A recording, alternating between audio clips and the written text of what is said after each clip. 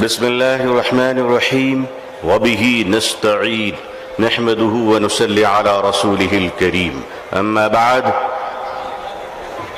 آل India Muslim پسند board کے معزز صدر فقیہ العصر حضرت مولانا خالد سیف اللہ رحمانی صاحب مدد اللہ العالی، آل انڈیا مسلم پسند بورڈ کے معزز جنرل سیکریٹری حضرت مولانا شاہ فضل الرحیم صاحب مجددی مدد اللہ العالی، اکابرین امت، علماء کرام، بزرگان محترم، نوجوانان اسلام، عزیزان گرامی، سامعین اعظام، عمائدین کرناٹکا، یہ جو آج اس میدان میں سروں کا امٹتا ہوا سیلاب ہے وہ اپنے نوکریوں کی تلاش میں نہیں آیا ہے بلکہ غلام مصطفیٰ بن کر آیا ہے صلی اللہ علیہ وسلم۔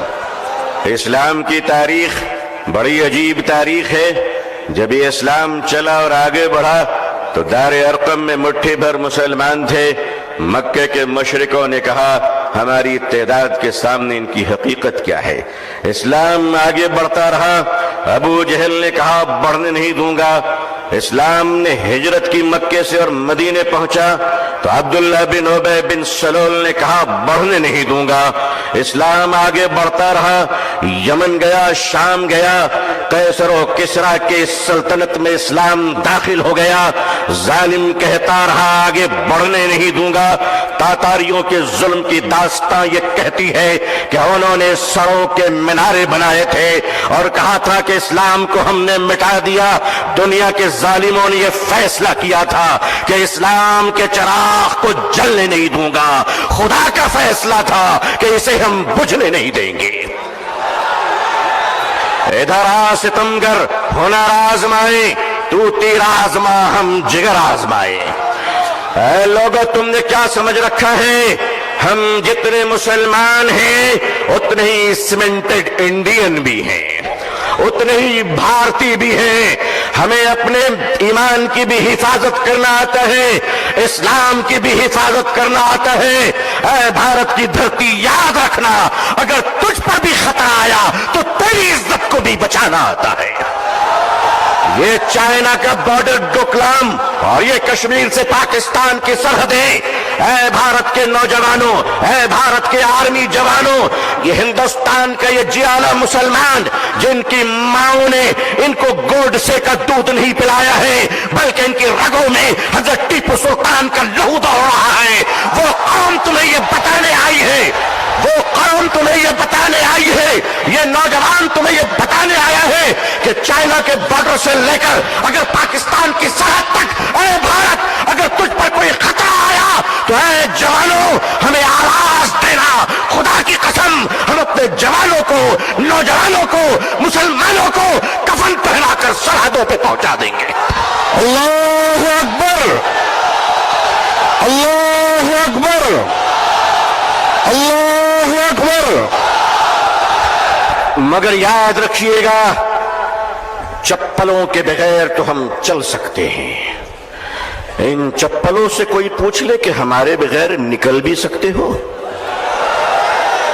آتا ہے نکلنا، آتا ہے چلنا۔ یہ ہندوستان ہمارا وطن ہے، اس وطن کو کل بھی ہم نے بچایا۔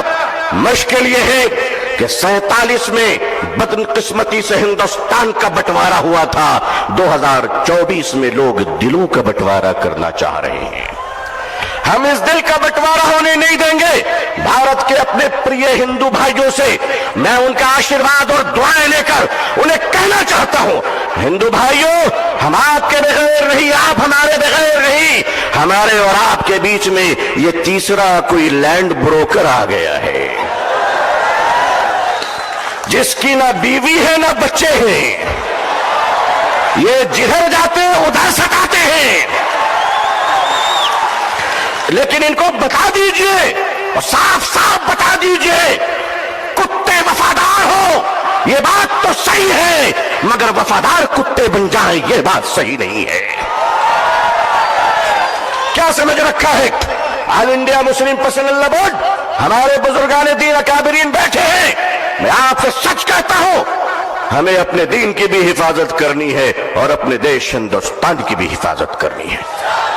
اب میں آپ سے ایک بات کہنا چاہتا ہوں، آپ کے ہمارے رہتے ہوئے اگر کوئی اڑیسہ کے آدی باسی کی کالا ہانڈی کی چھوٹی سی بچی بھاگ بھاگ کہہ کر اگر بھوکے 7 دن میں مر جاتی ہے تو میں اپنی قوم سے پوچھنا چاہتا ہوں، مالدارو خدا کو تم کیا منہ دکھلاؤ گے؟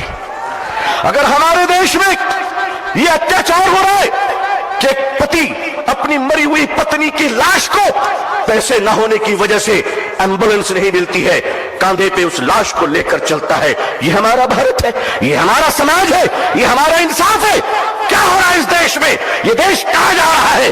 رشوت کے بغیر دوا نہیں ملتی، رشوت کے بغیر کفن نہیں ملتا، رشوت کے بغیر جنازے نہیں ملتے، رشوت کے بغیر لوگوں کو زندگی کی سانس لینے کی اجازت نہیں ہے۔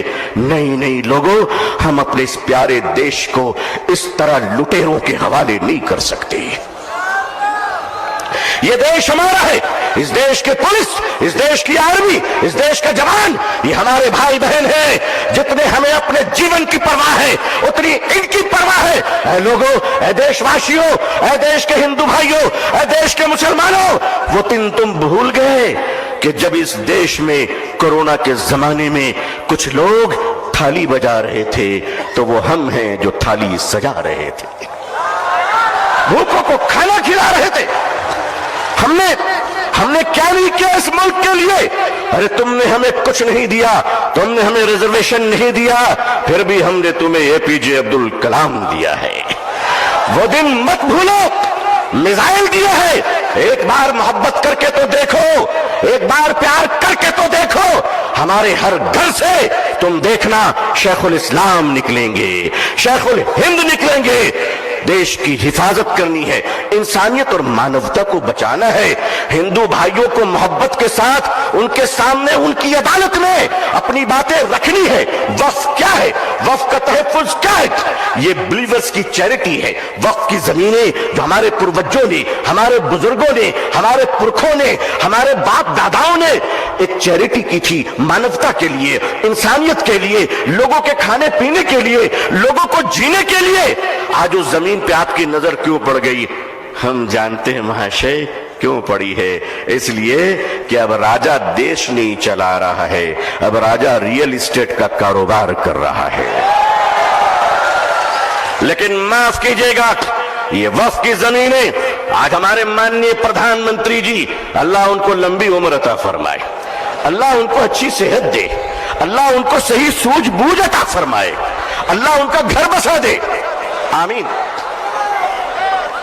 آج آپ کہتے ہیں کہ ہم ختم کر کے رہیں گے، ٹھیک ہے، اگر لوک تنتر پہ شکتی تنتر کا اہنکار چلے گا تو میں بھی اپنے بزرگوں کی جوتیوں میں بیٹھ کر کہہ دینا چاہتا ہوں کہ حضرت اب ہم عدالت کے دروازوں پہ بھیک نہیں مانگیں گے، اب یہ کہہ دیں گے کہ اگر سنسد تمہاری ہے تو سڑک ہماری ہے۔